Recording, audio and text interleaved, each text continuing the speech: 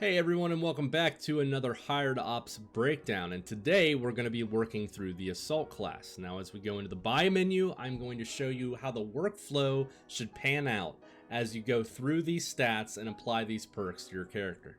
Nothing about my level or my experience in the game will affect what you are seeing right now. So this screen is going to be the absolute same as someone who has just started the game. Furthermore, I've used the M4A1 assault rifle with a Noveske flash hider and the aim point red dot just to simulate the weapon that you will start with. Now this is the skill tree as it will look for everyone as they start the round. You will notice that there are abilities that are locked and there are grayed out equipment that you cannot purchase. Firstly, let's explain how the skill tree works and why things are labeled the way that they are. You'll notice in the top left you have the attack tree. Now this is your offensive tree. These are passive abilities that will affect all your offensive traits for your character. Next, to the right, you have the defensive tree. These are also passive traits that will affect your defensive ability as far as armor, health, and resistance. Below your offensive and defensive trees are basic skills. Basic skills are cheap, accessible passive traits that either affect you or your teammates. For example, cutting the cost of abilities that they may use or increasing the duration of their equipment. Now below you'll notice that you have these empty slots and they apply to equipment that you have not yet acquired. Once you start to unlock these traits, you will additionally unlock equipment, and as you buy that equipment, it will be displayed here. Now for the assault class, let's look at the starting equipment and what it does and what you can do with it. First of all, the fragmentation grenade really needs no explanation, goes boom bang. The med kit, again, no explanation. Are you hurty boo boo? You need a heal? That'll do it for you. Now also as a starting piece of equipment, you have the active EMP, which is essentially a lot similar to the flash ability that we will get to later, but the active EMP is a body worn EMP. So basically this is fitted on your character, and as you approach other opponents, you can engage this and it will disable their electronic devices and equipment. So now that we've explained the basic layout, let's go through the trees and see exactly what we're going to unlock, the perks, abilities, and traits that it's going to give your character. In the offensive tree, the first ability you're going to unlock is Shooter, so let's go ahead and buy it. This is explained by the constant practice of shooting that makes you a dangerous opponent. Dangerous indeed. This is going to increase your aim speed by 15% and your speed in aim by 33%. Both of these are a connotation to your ADS, or aim down sight. This is going to affect how fast your weapon comes online and how fast you can move that weapon once you have the optic in front of your face. Now with the purchase of that tier 1 offensive ability, you can see that we've unlocked a few things in the bottom, so let's go look at those. Firstly, the flashbang grenade. Again, another piece of equipment that I don't think needs a whole lot of introduction because it's included in basically everything now, but for those that may not be aware of it, this is a throwable device that will produce a blinding effect on your opponent. Secondly, and more interesting, is the reinforced ammo. Now, I believe this is an ability that a lot of people aren't utilizing or don't understand. The reinforced ammo box isn't just a resupply crate. The reinforced ammo box can be laid down and you and your teammates can stand over it while a cogwheel completes its cycle. At the end of that cycle, you will be replenished with high tier ammo. Now, the stats to this ammo are unknown, but what I can tell you is when you have the reinforced ammo buff, your rounds are doing more damage. Now, the second tier ability in the offensive tree is Spinznaz. Chikabriki. Jack Brigham. Wapababam. Okay, that's enough. That's enough of that. Spinznaz, years of training, special forces techniques have enhanced your combat skills. You are certainly enhanced. It's going to buff your reload speed to 15% and your move speed to 10. So this is affecting the speed in which that you're going to reload your weapon and your mobility around the map by 10%. Now this isn't a particularly strong passive perk to unlock. However, the things you're going to get when you buy it are. So let's go ahead and buy it and see what we've unlocked. Now you'll notice with our last purchase of the tier 1 trait, we unlock the armor piercing ammo. And now that we have 2 ammo types, we can switch freely between them. Firstly, let's backtrack and go back to the armor piercing ammo. Now this isn't the ammo that you're starting with. You'll notice when the video first started this was grayed out, but now that we've purchased that tier 1 ability, we'd unlock the armor piercing ammo. Balanced armor piercing ammunition facilitating firing at a distance. You'll notice this ammo has effects on the weapon. Negative 10% to recoil, plus 30% to pierce. Recoil pretty self-explanatory, however the pierce is the ability for that round to do damage to an up-armored target. So as the game progresses, your enemies are substantially going to gain more armor. Now this is going to help you pierce that armor and do actual flesh damage to the enemy. Now with that recent tier 2 purchase, we also have the hot ammo, ammunition for assault rifles with semi-jacketed bullet that deforms on hit, due to this causing additional damage. Oh. Negative 15% to accuracy though, so you're getting a negative debuff by switching to this ammo. However, the damage is going up by 25%. Now what you need to understand, and the difference between this ammo and the previous one, is you're losing that piercing damage. So this is a static 25% damage that is going to eventually be negated by armor. Now below damage, we'll see that we have cause trauma and 25%, which is a rough translation to your chance on hit for rounds to produce a traumatic injury on your enemy. Traumatic injuries could be a fracture of the arm or a broken leg, both of which have negative connotations to the enemy's ability to use their weapons. Now we've unlocked one piece of additional equipment with that purchase, and that's the thermal grenade. That's a grenade that you're probably going to become very familiar with because a thermal grenade is used most often in contracts. You'll find yourself buying contracts that are described by doing thermal damage or fire damage, and this is how this is going to happen. This is a throwable device that produces an area of effect fire skill that when walked upon by either the enemy or your teammates, which does happen, will produce a damage over time debuff on that enemy, ranging in different values. Now finally, the third tier skill in the offensive tree, Veteran. You are a veteran of many fights and operations. This experience is not available to anyone, not even you, but for some reason you can buy it. Hits show enemy health. Pretty self-explanatory there as well. As you do damage to an enemy and you have them ADS'd, you will see the decrease in hit points as you do damage. Cause trauma in 20%. Now, this again roughly translates to a 20% increase in the chance on hit due to traumatic injury. Now, with the 15% already compiled by the ammunition that you have, this would be a 35% chance to cause a traumatic injury. Armor damage by 30%. This means you're going to do an additional 30% damage to up armored targets. Armor mobility tax, minus 30%. This translates to, as you work your way through the defensive tree, you'll notice that your armor is going to make a hit to your mobility. You're going to move slower and handle your weapons slower. This is going to negate that. By having an armor mobility tax minus 30% means any percentage that had been taken away from your mobility is going to be negated up to 30%. So let's go ahead and purchase it.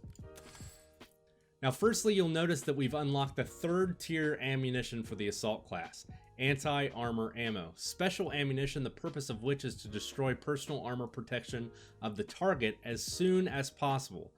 This ammo has one purpose and one purpose only, and that is to quickly and completely destroy enemies who have achieved their tier 3 defensive abilities. Now, generally with most classes, the tier 3 defensive ability will add so much armor that regular rounds simply are just not going to do the job. Now you'll notice that the armor damage value here is very, very high at 180%. So if you find yourself dealing with that pesky destroyer who is up armored like an Abrams tank, this is going to take him down. But what you need to notice, we described earlier that you can switch freely between these rounds. You're losing out on that damage and the increased chance to cause trauma, and you're also losing out on that recoil and pierce depending on which one of these ammunitions you decide to go with. Now with tier 3 veteran, we've also unlocked some equipment, so let's go through that. We have the contact grenades, and these are easily explained as grenades that simply detonate at a particular distance from the enemy. So instead of having to throw a grenade and try to judge the distance and movement of the enemy, you simply need to get this sucker close and it's going to do the job. We've also unlocked the explosive UAV, which is the UAV used by the assault class. You'll notice that most classes have the ability to use a UAV, and this is the one specific to assault. Drone equipped with explosive charges, thanks to operator control, it can deal a precision strike to the enemy. This means that you are in control of this drone. You are going to fly it around the map while your character stays static, and once you get close to an enemy, you can detonate that, dealing explosive damage. Now, what else is worth noting about the explosive UAV is it is just that, a UAV. All UAVs in the game have the function to spot enemies. And lastly, our tier 3 ultimate ability for the offensive tree of the assault, the mortar. Multiple practicing of sniper rifle handling saves time in combat by reducing distractions these actions cause. So I think what a lot of people misunderstand about the mortar strike is, unfortunately, even though this is unlocked by the tier 3 offensive ability, its uses are more defensive and distractionary. The mortar will cause a massive screen shake to your opponents. So if you have a hard scope sniper or someone set up in a hard position, this is going to jiggle them loose a little bit and give you time to get in there. The mortar as an offensive ability, however, is a little lackluster. It lasts anywhere from about 2 to 4 seconds, dropping several mortar charges on a particular part of the map. Enemies have to be fairly close to these explosions to deal damage and nearly right underneath it for it to kill them. Furthermore, there's no homing ability. The mortar strike is aimed manually. Okay, now let's go through the defensive tree. First tier defensive ability, Assault. The basics of assault operations allow you to survive on the battlefield and use light armor. So a very basic description, which basically translates to you're going to get more health, more armor, and more resistance as you proceed through this tree. You see that you're gaining 50 armor, negative 30% to bleed duration. So this is any bleeding that you may incur from either recon or sniper rounds or fragmentation grenades. And a chance of injure to negative 30. This means those traumatic injuries that those other enemies are going to be dealing to you have a negative 30% applied to them, decreasing the chance that it will actually fracture or break a bone. Now with that purchase, you'll see that we have finally started to unlock the armor plate tree. And as we go down to that, you can see that we now have light armor, Stormtrooper light armor, non-limiting movement. So this is basically a basic armor value that we read was 50 and is not going to have any decrease to the mobility of your character. This particular armor tier is ideal for people who want to stay mobile and rush objectives. Carrying on to the equipment, you'll see that we've unlocked the smoke grenade. Again, this is a device that's featured in a lot of games. Most people know what this does. This is just a throwable device that's going to create a smoke screen for you and your comrades to move behind with some degree of concealment. Now that's all we've unlocked with that first tier defensive ability. Let's move on to number 2, field training. Phosphorus Flash and medium armor will be your helpers in this most difficult situations. That sounds like a letter from the front, doesn't it? Dearest grandmother, it is the most difficult of situations. The snows have been long, and I shit in a can. Anyway, let's move on. Adds improved hit markers. Basically, this is an easier way for you to identify that your rounds are making an impact. And you can see that we're adding an additional 50 armor points to your character. So let's go ahead and purchase this.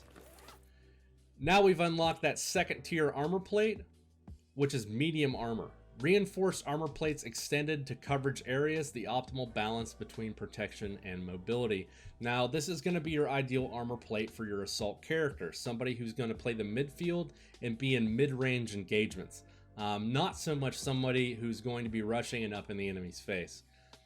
Penetration rate of incoming hits, negative 15%. So this is just a statistics that shows you that if somebody has a piercing chance to your armor, whatever that number might be, we're going to minus 15% from it. You can see that it also has a debuff to your move speed of 10%. Now with that second tier purchase, we now have the anti-personnel mine. It is quite an ordinary means of warfare, they say. Effective when used on the intended path of the enemy. Yes. If you put these in a trash can in the corner of the map, they will probably not do a whole lot for you. However, if you happen to place them, I don't know, say in Tactical Conquest on a point These are going to deal a mass amount of havoc to the enemy team and potentially to yours. These are simply a ground-based explosive that you lay with the same keys that you would throw an explosive with, and have a pressure plate that trigger upon an enemy walking over it. Later in the game, these mines are not going to produce a kill, but actually just a traumatic injury. If you find yourself with a contract that has you doing traumatic injuries to enemies, mines are generally the easiest way to accomplish that. Moving on, we have Flash, which is a character attached device that when in the proximity of another enemy can be activated to produce a flashbang effect. This isn't thrown, placed, or any way manipulated. It's simply triggered by an action key and allows you to remain mobile and on target while producing a disabling effect. Lastly, our tier 3 defensive tree, Immortal. Survival is your #1 aspect in everything. In the body, in the gear, and in the mind. Well, that is some deep shit there. Highlights attackers for 2 seconds. So this means as you're receiving damage, you will be notified of the direction and location of the person dealing damage to you. 2 seconds after receiving that damage, it restores 2 health points per second to 3 health points. Now, I don't know how that exactly translates because I haven't paid enough attention, but basically what this means is you have a heal over time that is applied after damage is being dealt to you. You can see that these numbers aren't particularly significant, but they might be enough to keep you alive when under the effects of bleed or a gunfight that went to the very last HP. And again, another 50 armor on top of what you already have, so let's go ahead and purchase it. Now we have at our disposal heavy armor, medium anti-shrapnel suit with armor plates with the highest class of protection. His weight is the price for your life, because only he will be able to protect you from situations in which any other armor will not save. Again, some of the descriptions of these just get really deep. Like, I feel like they found a philosopher to do a lot of these. Anyway, incoming explosive damage, negative 25%, penetration rate of incoming hits, negative 30%, and a debuff to movement speed of negative 15%. So incoming explosive damage, that's anything that deals explosive or grenade damage. You're taking a negative 25% hit off of the damage to you. Penetration rate of incoming hits, this means armor piercing rounds that have a penetration rate are going to take a 30% negation to their damage. And movement speed, pretty self-explanatory. You're going to be low and slow, brother, with this armor. All right, and with the third tier Immortal, we've unlocked a few things as well. We have the Synthetic Stimulant. Powerful agent, you can virtually ignore the damage, but it hinders actions that require precise motor skills. Decreases incoming damage on 25%, so that translates to anything that's going to cause you negative hit points, it's going to decrease by 25%. Chance of injury, negative 70%. This basically means anyone with a plus statistic to traumatic injury is going to have to deal with a negative 70% negation to their chance on hit. This is simply applied just like the med kit. As a matter of fact, the animation is the exact same. And last, what I understand is until you are killed. Now you've also unlocked your second ultimate, the Tactical Thermal Imager, device for detecting the enemy forces at any time of day, despite the means employed for hiding. However, it has a limited energy storage and requires recharge after each use. This is your standard body-worn thermal imaging device. It's going to turn your heads-up display in a black and white contrast, showing your enemies in black, in the background in white, or conversely. This is a timed ability and will not last forever, and has to be recharged by turning it off, playing more of the round, and allowing it to recharge. And then last but certainly not least is the non-lethal mine cassette. Now this is otherwise known as the Dragon Tooth mine. So if you see a contract that states you need to use Dragon Tooth mines, this is exactly what it's talking about. Reset to the specified point of the cassette with a mine leaf intended to destroy the enemy's lower limbs. This is the most effective way that the assault class can produce a traumatic injury. So if you find yourself in that contract trying to do traumatic injuries to the enemy team, this is what you need. It simply drops a grouping of mines that create a small field that is basically impassable and will traumatize anybody's limbs that try to walk through it. Alright guys, thank you so much for watching and sticking it out with me. I hope that you've learned everything that you need to know about the Assault class, and you can make the best of it. Good luck out there.